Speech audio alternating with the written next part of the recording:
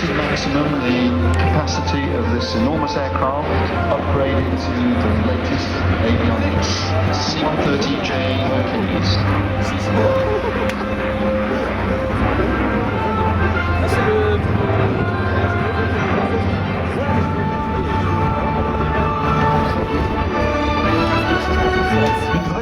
Un avion qui fait 76 tonnes à pleine charge, c'est-à-dire déjà un assez gros avion, un champ de plus de 20 tonnes, mais donc un avion qui a été construit à plus de 2200 exemplaires depuis plus d'un demi-siècle. Aujourd'hui, des Hercules, il y en a absolument partout. Il y en a dans 50 pays du monde. Il y en a dans 50 pays du monde, il y en a aux quatre coins du monde. Vous allez n'importe où et vous voyez des Hercules qui volent un peu dans toutes les armées, mais aussi chez des opérateurs civils et chez les Nations Unies. Et il y a aujourd'hui sur cette version, la version C130J30, il y a 257 machines commandées, ce qui veut dire qu'en fait la race n'est pas près de s'éteindre. C'est un avion qui a été un peu allongé au fil des ans, mais ça fait rien, ça reste quand même. Il y a la signature, C'était l'époque où on dessinait encore les avions. Aujourd'hui, parfois les ordinateurs arrivent à des solutions aérodynamiques qui sont fantastiques et très efficaces. Mais à l'époque, je ne sais pas pourquoi, il y avait un coup de crayon. Le museau du Hercule est quelque chose d'assez incroyable. Et la manière dont Wayne Roberts le pilote aux quatre coins pas quatre, il doit y avoir 16 points à peu près au volume des présentations en vol du Salon du Bourget, car ici nous sommes coincés pour ce qui est des évolutions aériennes entre les localités environnantes qu'il faut éviter de survoler à trop basse altitude, où il faut éviter de faire trop de bruit, et puis là-bas, devant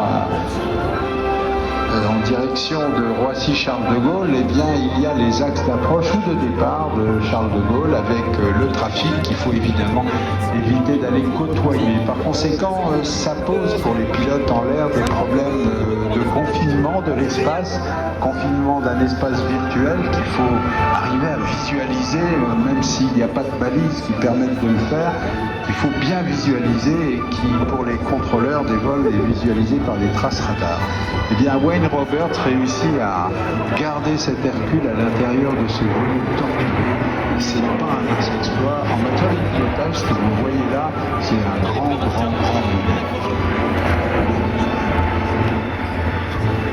257 C-130Js have been ordered and already 172 have been delivered.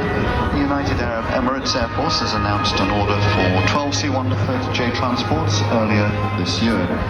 The aircraft is fitted as well as new engines. It's got an advanced two-pilot flight station, fully integrated digital avionics, crystal displays, head-up displays, and Wayne Roberts is exploiting these to the maximum in maintaining this enormous aircraft within the very limited display volume here at Lvozia.